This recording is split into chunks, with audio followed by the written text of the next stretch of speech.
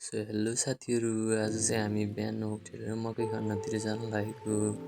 मकै खन्न चाहिँ हामी एउटा समुद्रलाई दुईटा तरेर जानुपर्छ होइन नि। फेरि मजाक गर्दै एउटा खोलालाई दुईटामा तरेर हो।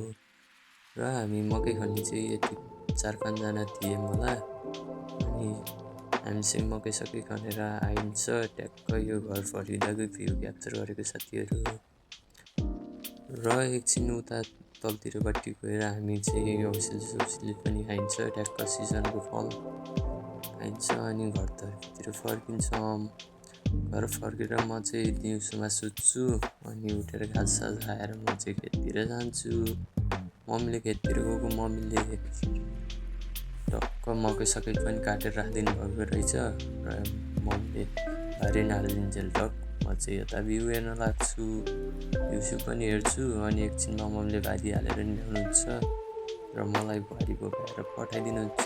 म चाहिँ घरतिर लाग्छु। धन्यवाद साथीहरू। आजलाई